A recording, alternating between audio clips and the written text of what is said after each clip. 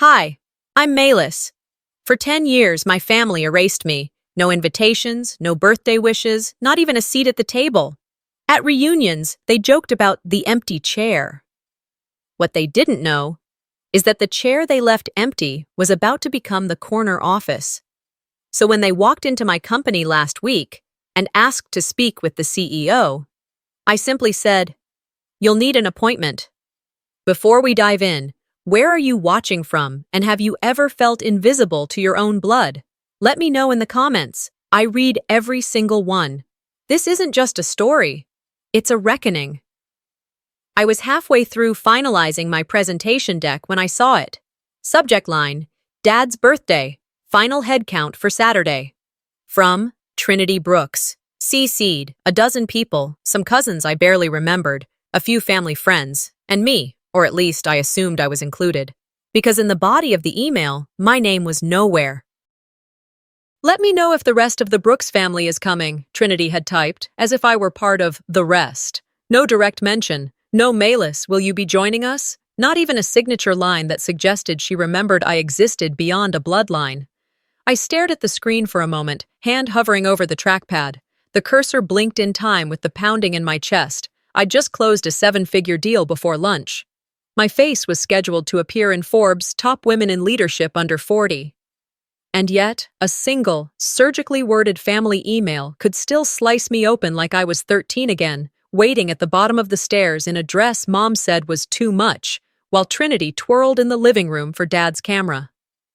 I pushed the laptop away and stood slowly, walking to the tall window of my corner office. Downtown Chicago shimmered below. Glass, steel, ambition. A city where I was known, respected. But none of that mattered in the place I came from. Not when even now I didn't rate a first name. A knock pulled me out of it. My assistant poked her head in. 5 minutes until the board preview, Malis." "Thanks, Dana." I forced a smile. "Be right in." Back at my desk, I clicked open a subfolder, one I hadn't touched in years. Inside were scanned copies of every birthday card, every holiday letter, every neutral invitation they'd ever sent me since I left law school. Most were addressed to "Dear Guest," or the more impersonal "To whom it may concern." One even said, "Hope this reaches the right address." I printed that one and kept it. They knew my name. They just stopped using it. My phone vibrated. Mom. I took a breath, bracing. "Hi, honey." Her voice was syrupy. "I heard Trinity may have sent something by mistake. About Saturday." "Yeah," I said, flat. It popped up. She chuckled, forced. "Well, these group threads, they're so confusing. Anyway, space is a little tight this year. The house is full with the kids, and you know how loud it gets." So I thought, maybe it'd be better if you didn't come, just in case it's uncomfortable. There it was, the exact same line as last year, and the year before that. Since I left the path they wanted, gave up the law track, started building my company from scratch, I'd been erasing myself from their narrative ever since. "I understand," I said calmly. "Wouldn't want to take up space." There was a beat of silence. Maybe she heard the steel under my words. Maybe not. "Well, I'll tell your father you send your love." Click. The call ended, but my thoughts kept running. I moved slowly toward my bookshelf, reaching behind the volumes of business biographies to a small, unlabeled box. Inside were a few things I hadn't looked at in years. An old Polaroid, a folded paper napkin with Malis scribbled in pencil, the only time someone at that dinner had even thought to ask if the empty chair was for me. That dinner, I was 26. They'd set the table for 8. Only 7 names were assigned. "Who's this for?" a neighbor asked. "Oh," Trinity had laughed. "Probably just a mix-up." And I'd sat in silence. No one ever filled the chair. But I did sit through dessert, pretending I wasn't crushed. Back at my desk, I shoved the box shut and reopened my laptop.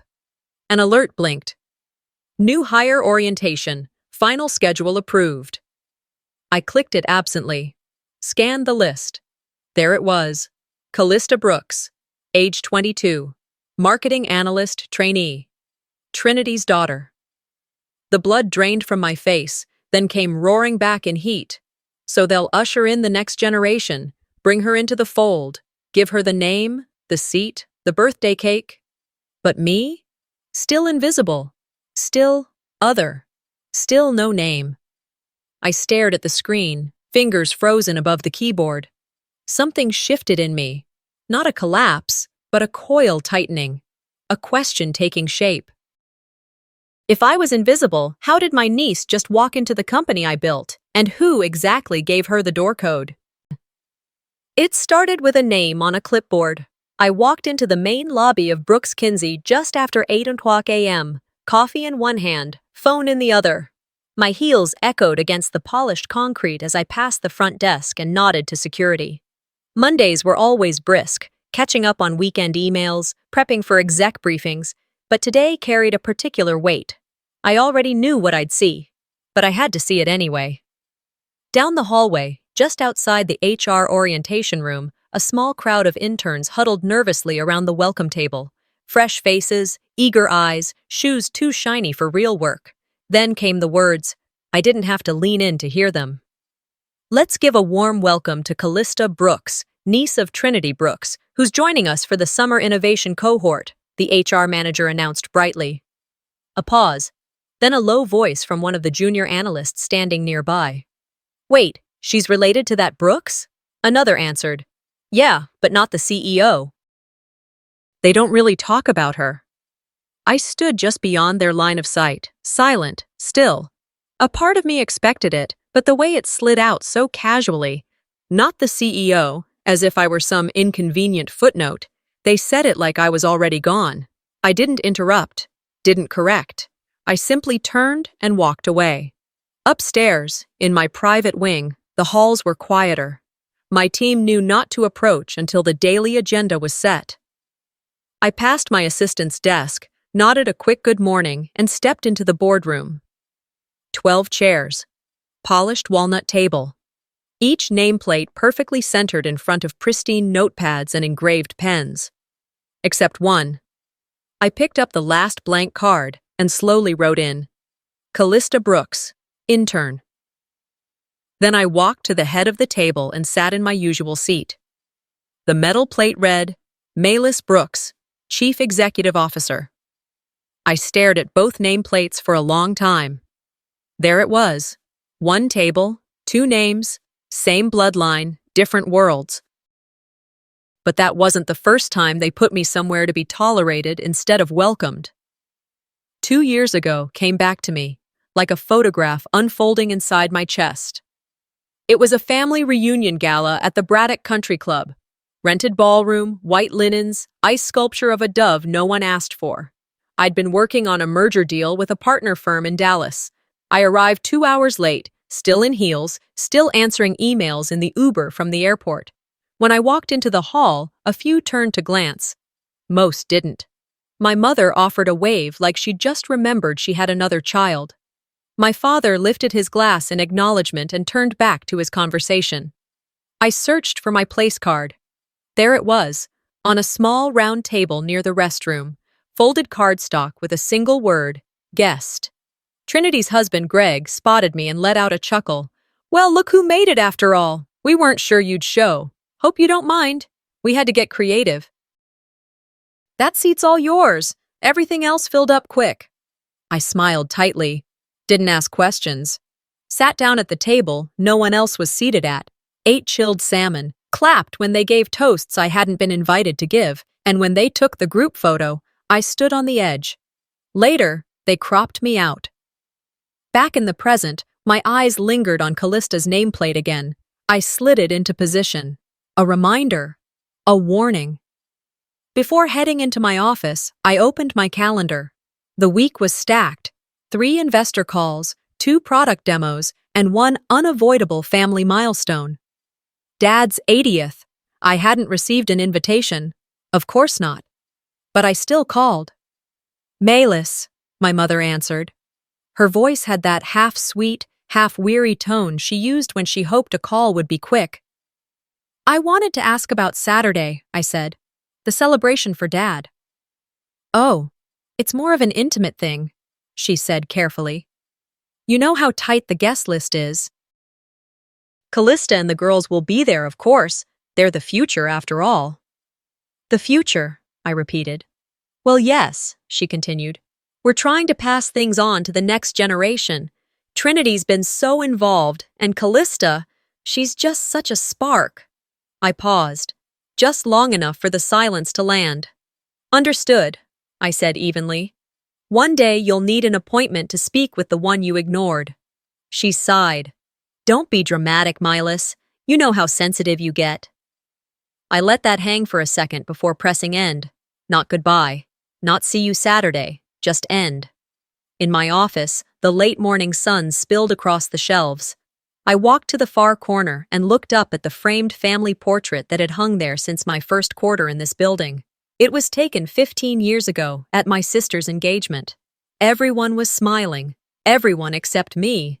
Because I wasn't there. They'd sent me the photo, printed and framed, already cropped. A gift. From the family. And I'd hung it on the wall to remember exactly where I stood. When behind the glass, I could still see the faint blur on the edge, my shoulder maybe, or part of my hair, like a ghost trying to make it into the frame. Not anymore. The morning after that call, I walked into the summit hall with a calm most people mistook for indifference. But beneath the sleek blazer and carefully measured steps, there was something shifting, quietly, irrevocably. They thought they'd buried me beneath their expectations. They never imagined I'd use those same expectations as a blueprint for my own rise. The keynote stage was well lit, the crowd a mix of venture capitalists, mid-tier founders, and a few tech journalists pretending not to recognize me. My assistant adjusted the mic and gave a thumbs up. I nodded back and stepped forward. Thank you, I began.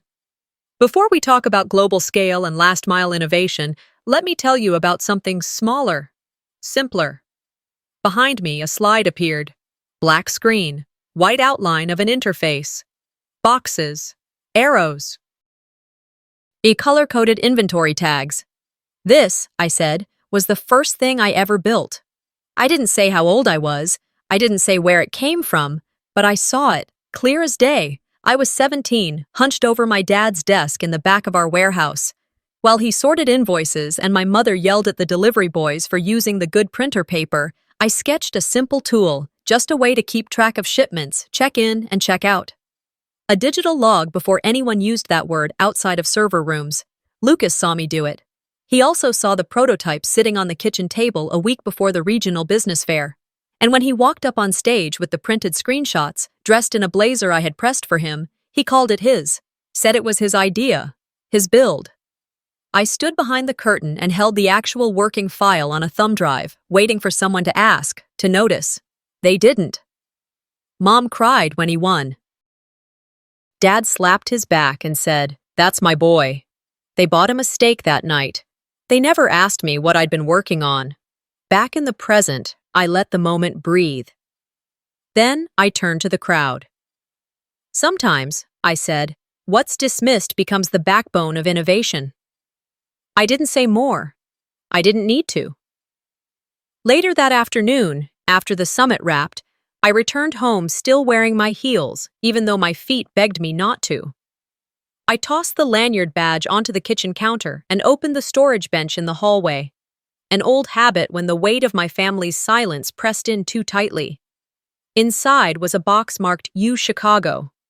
I hadn't touched it in years. I sat cross-legged on the living room floor, prying it open carefully, like it might splinter into ash if I moved too fast. Diploma copies, tassels, congratulatory cards, one photo frame, cracked down the middle. It was from my college graduation. I remembered the photographer yelling for families to smile wider. On the back of the frame was scrawled, "So proud of our future lawyer. Love, Mom." My thumb traced the words. I never became a lawyer. I switched majors halfway through when I realized I'd never survive long-term in a firm where men with barely passing grades got handed senior cases while I fetched coffee and smiled through interruptions. My parents didn't see it that way. Real Brooks women don't change paths, my mother had told me once, after I finally built up the nerve to say I'd shifted to business. We finish what we start. It had been meant as a reprimand, but the phrase stuck, like a nail through cloth. Not fatal, just permanent. Now I murmured it aloud, bitter and slow. I'm finishing it now, just not the way you expected.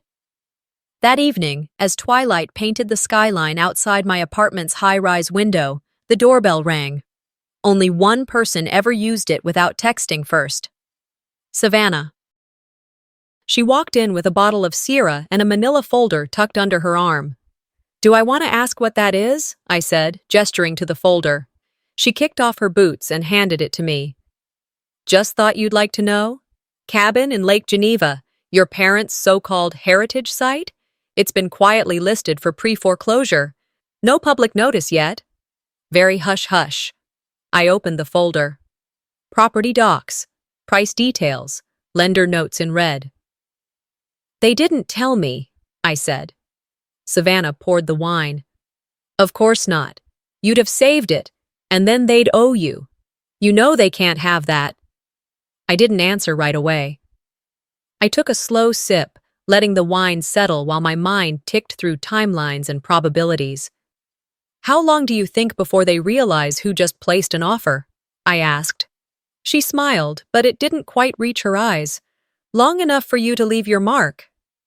It was past midnight when she left. I sat alone on the couch, the folder still open on the coffee table. My laptop glowed faintly in the dim light of the kitchen bar. I should have gone to sleep. Instead, I opened my browser and, against my better judgment, searched Facebook. There they were.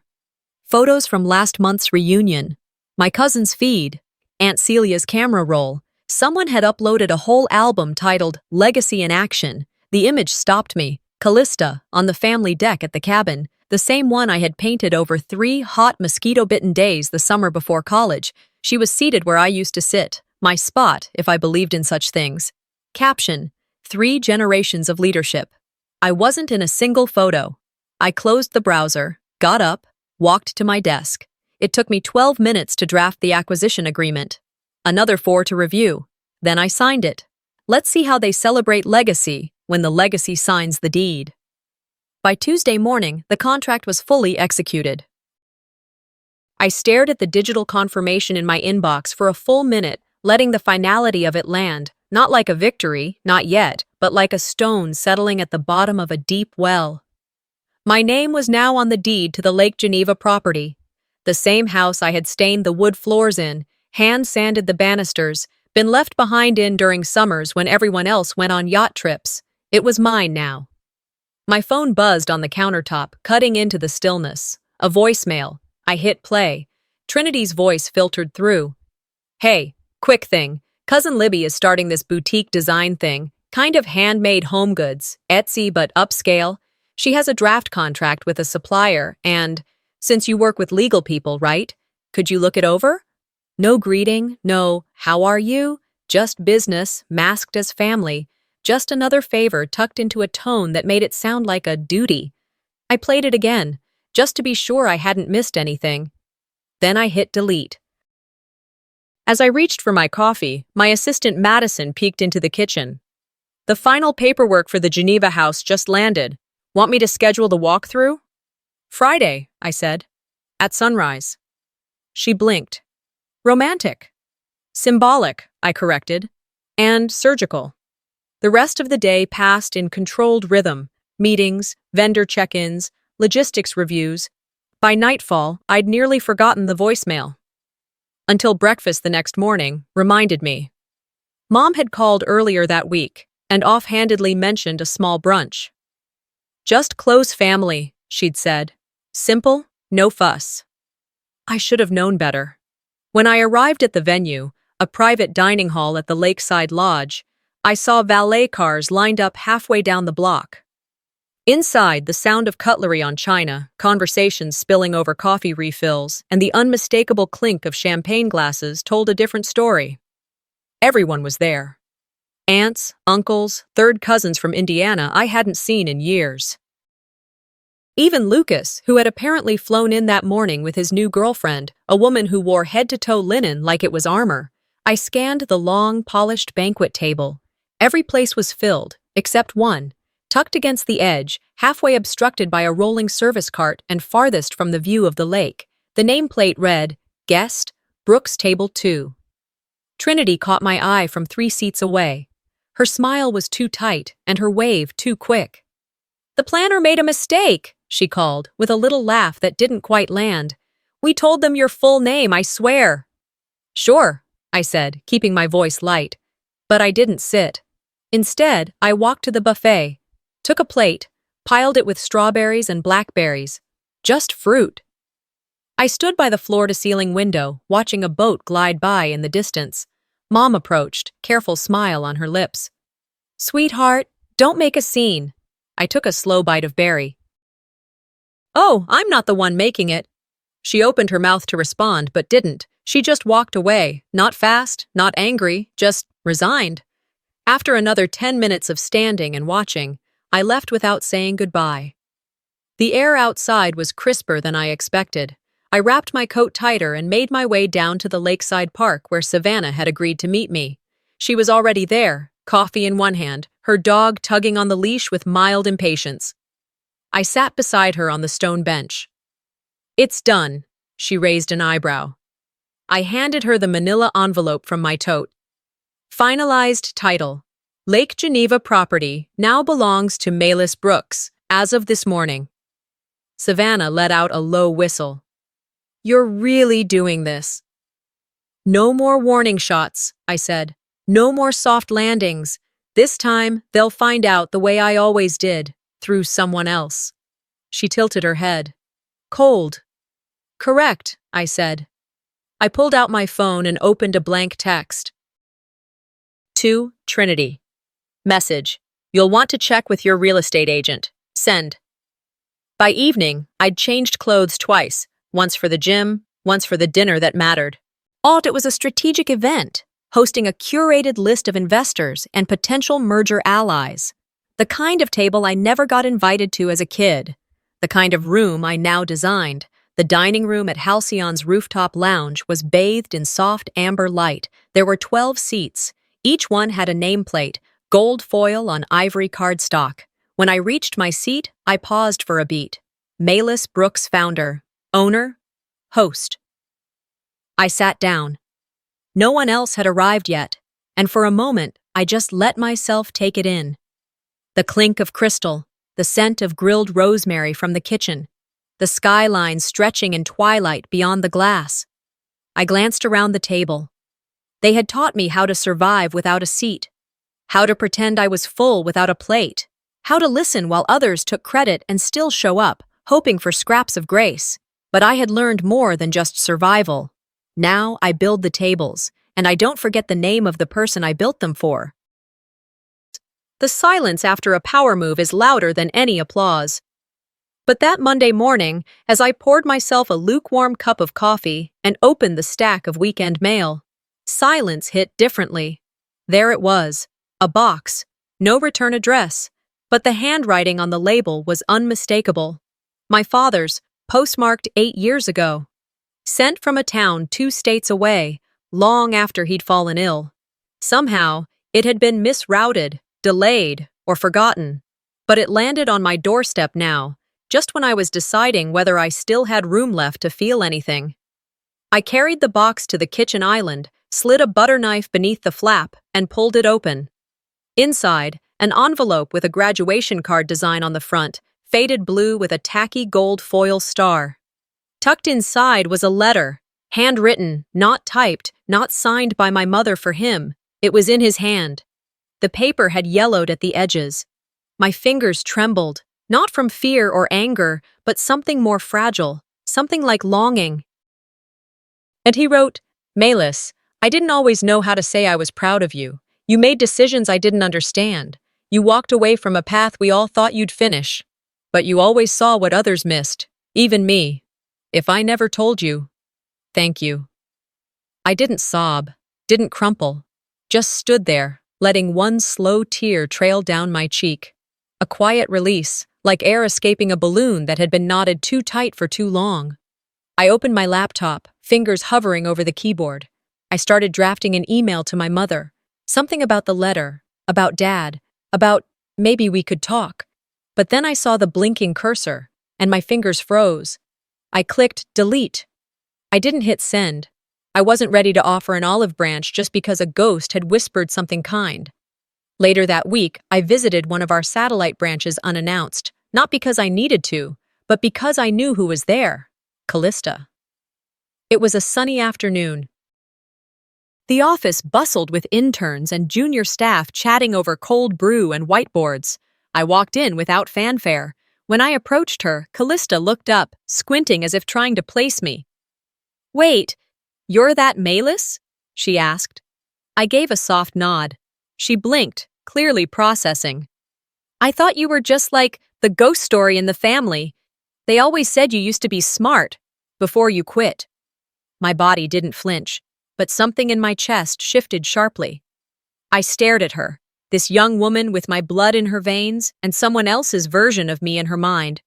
Savannah, who'd trailed behind to handle a vendor issue, stepped in just before I could respond. "Let's keep moving," she said gently, but firmly. Back in the car, I sat quietly, engine idling. Even the next generation thinks I disappeared. We drove in silence for several blocks before I spoke. "You ever feel like someone wrote your obituary while you were still alive?" Savannah glanced over but didn't speak. She didn't need to. That Saturday, I made the mistake of attending a family event I wasn't officially invited to. A charity gala my cousin was hosting. Everyone from the family was there, laughing, sipping, pretending. I didn't wear a gown, just slacks and a blouse. I came not to participate, but to witness. I hovered at the edge of the hallway as people shuffled past, not sure if I was blending in or sticking out like a bruise. My mother found me near the powder room. Her voice came soft, as if rehearsed. "You've done well for yourself," she said, adjusting her pearl bracelet. "Maybe it's time to let the past go, darling." For a fleeting second, I considered it. The comfort of surrender, of no longer being the combative one. Maybe peace could be purchased by simply not pushing back anymore. I nodded. Almost.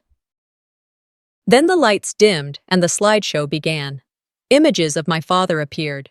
His young face, his first delivery truck, the shop sign I helped him repaint one summer. Talis Trinity stood on stage, microphone in hand. "Dad was always ahead of his time," she said, smiling wide. "Here's a pitch deck from when he first dreamed up the inventory platform. This slide, one of his earliest layouts." And there it was. My slide, my color scheme, my formatting. I'd built that deck when I was 17, using Dad's notes and my own designs, trying to impress him. I stood frozen. No credit, no footnote, no memory of the girl who built it, just Trinity's voice and their applause. I didn't make a scene. I didn't scream. I walked out, head high, spine straight. Outside in the chilly air, I whispered to no one. I was ready to forgive, but you reminded me who I was before I learned to forget. They'd stolen my seat, my name, my voice. But I still had one move left. After the gala, after the slideshow, after the echo of my own stolen words filled a room that still wouldn't say my name, I didn't sleep. I didn't rage either. I opened my laptop, made some tea I wouldn't drink, and pulled up 3 contracts I hadn't looked at in years. There's a point when grief calcifies into clarity. By Thursday morning, I sat across from my legal team in a windowed conference room that overlooked downtown Chicago. Cold sun filtered through the glass, lighting up the folders on the table. "We're moving forward with the filings," I said simply. Rhonda, our senior IP attorney, adjusted her glasses. "All of them?" "Yes," I replied. "The copyright on the original slide format Trinity used at the gala, that was my design, registered in my name. They used it without license." "And the brochure for the Legacy Family Retreat?" Rhonda flipped a page. "The one that still features the Lake Geneva property?" "I own that property now," I said evenly, tapping the deed in front of me. "They don't have the right to use it in any marketing. Not legally, not morally." A beat of silence passed. Rhonda glanced at her associate, then asked, "Do you want these served publicly?" I looked up from my notes. "No, send them quietly. Let the confusion do the talking." That afternoon, while the rest of the city was rushing to beat rush hour, I sat in my car outside my office building, watching the rain streak across the windshield. No music, just wipers moving in sync with the hum in my chest. By the next morning, it had started. Trinity called. Not texted, not emailed, called. I let it ring twice before answering.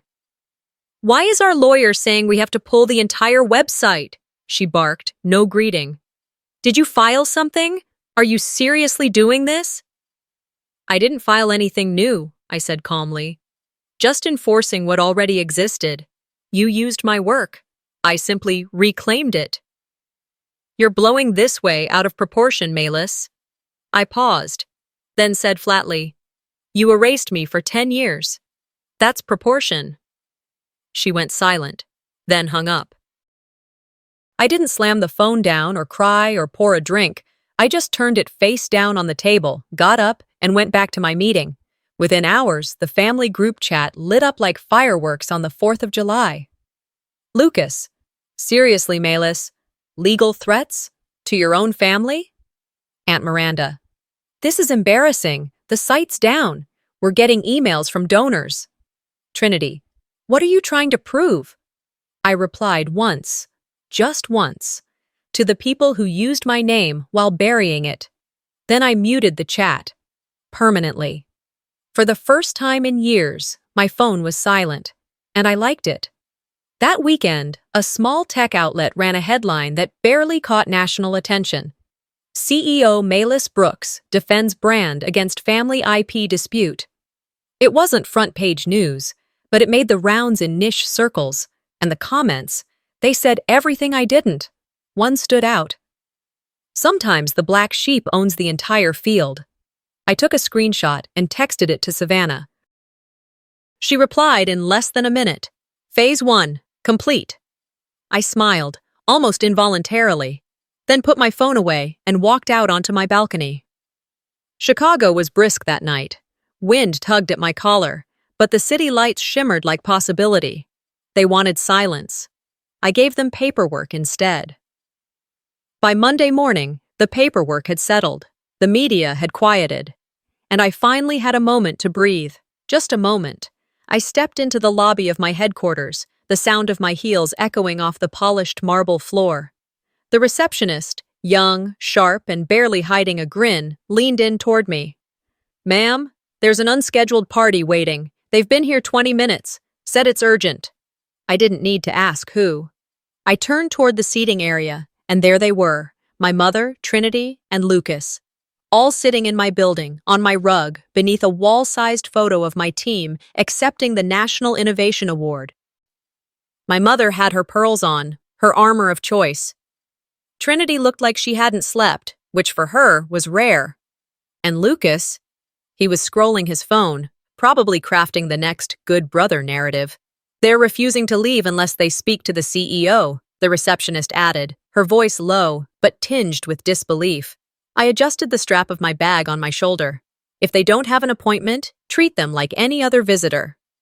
Security caught my eye.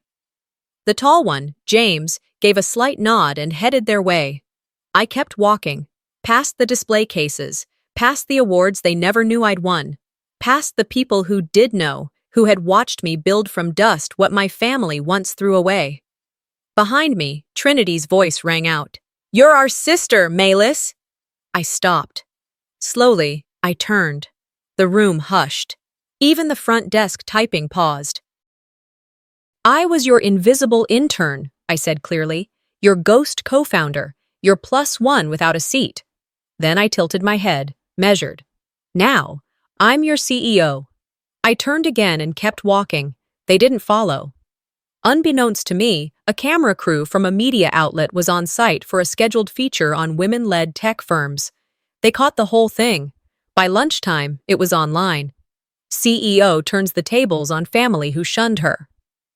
By dinner time, it had 1 million views. The comments? Brutal. Trinity tried to salvage what she could with a PR post on LinkedIn. Family comes first, even when there are disagreements. That backfired instantly. Someone replied, "Did family come first when you stole her slides?" Savannah sent me that one with a popcorn emoji. Callista, ever the cryptic Gen Z, posted a TikTok with lo-fi music and soft lighting. Just a single caption, Not all CEOs are cold. Some just had to learn the hard way. The comments were split, but the ones that hit hardest didn't even mention me by name. They didn't have to. The story was writing itself now, and for once, I wasn't being written out of it. Savannah texted again. They're spiraling. I replied simply, let them. By Thursday, the phone rang again. Lucas this time. He didn't waste time with greetings. Let's not escalate this further. Trinity and I were thinking a joint statement might help. Just a photo op, a message about healing. We smooth things over. Quiet it down. I leaned back in my chair. You want PR, I said flatly. I wanted peace, for 10 years. There was silence on his end. Now, I continued, we're both out of luck. I hung up. No one called back. Later that afternoon, my executive assistant brought in the next week's calendar. She laid it in front of me without comment. But one slot caught my eye. Saturday, Geneva House, private strategy weekend. I tapped my pen against it.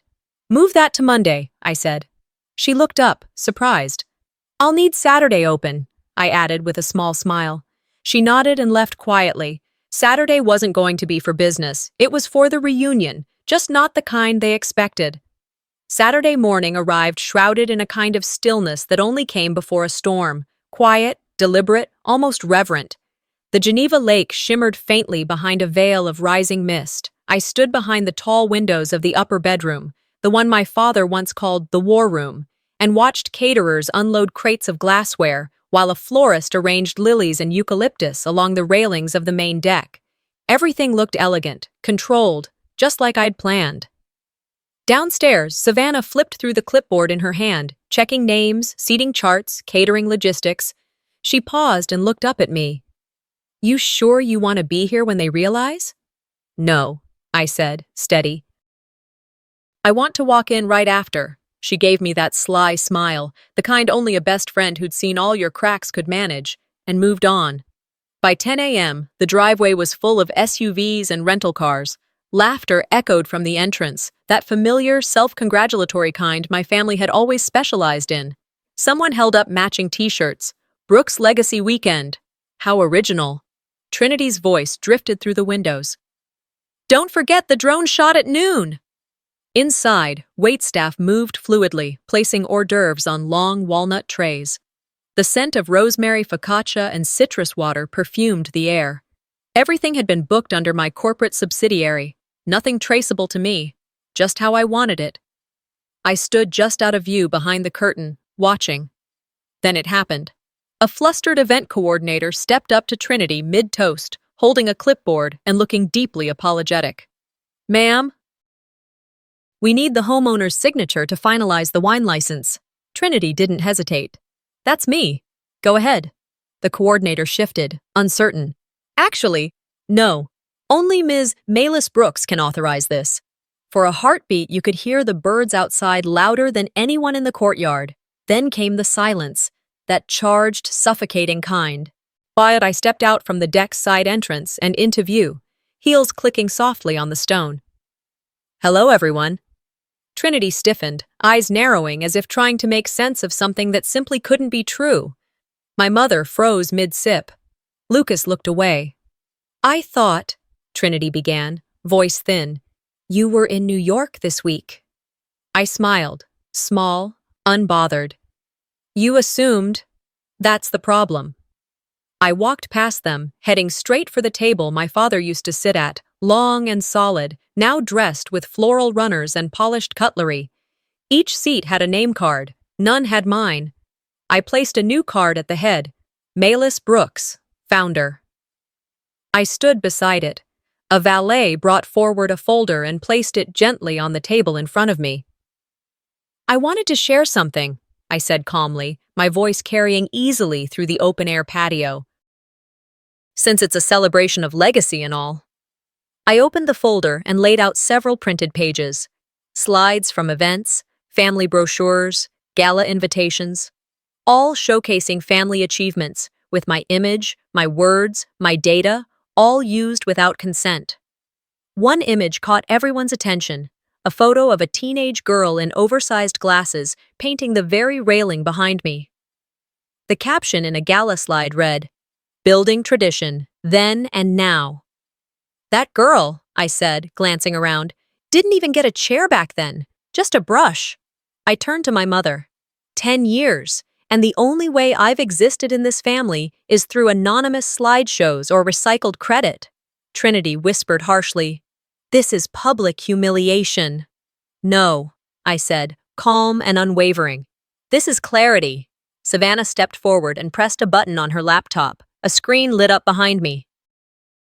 A short video played. Interviews, articles, footage from global conferences, mentorship programs, my face mid-speech, my name beneath bold titles. The final slide faded in. Legacy wasn't inherited, it was built.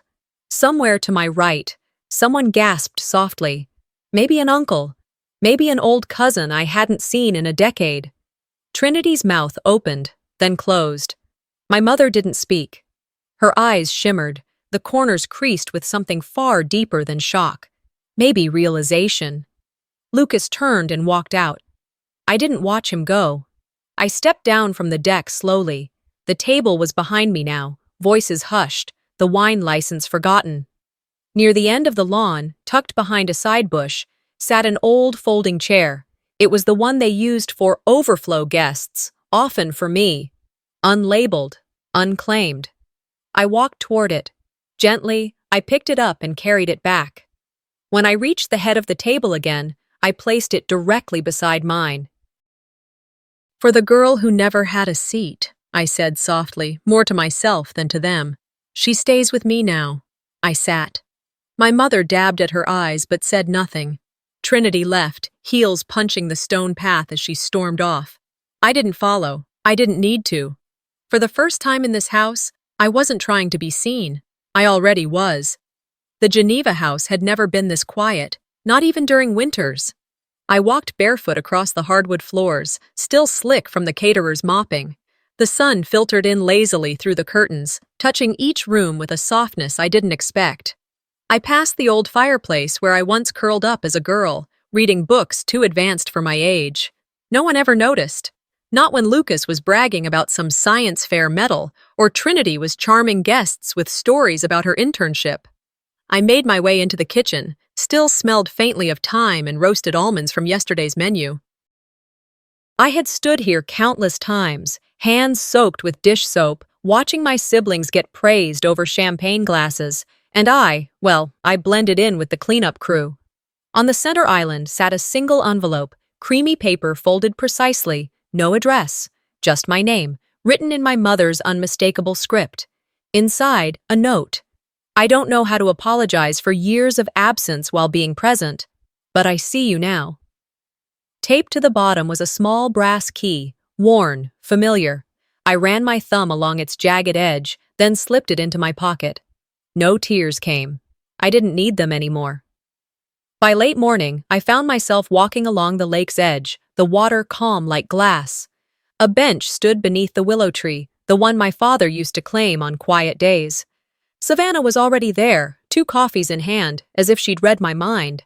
"You still going to Hong Kong?" she asked, handing me one. I nodded, sinking beside her. "Board dinner's Tuesday night." "And this place?" "It stays with me, but not as a weapon." We both looked toward the house. "Maybe one day," I added, "someone like me will call it home, and be welcomed." Savannah nodded, then said nothing else. She didn't need to. Some silences didn't ache, they healed. Around noon, I heard gravel crunch behind me. Turning, I saw Callista walking up the path, alone, no cameras, no smirks. She stopped in front of me, holding out a leather-bound journal. "They didn't teach us anything about you," she said quietly. I had to search. I opened the first page. News clippings, screenshots, quotes from conferences, photos of me with panels of women in tech. A whole book built from fragments I thought the world had ignored. I didn't say thank you. Not because I wasn't grateful, but because the moment needed something else. I reached forward, placed my hand gently on her shoulder. "Be better than them." Callista blinked fast, nodded, and left the journal in my lap.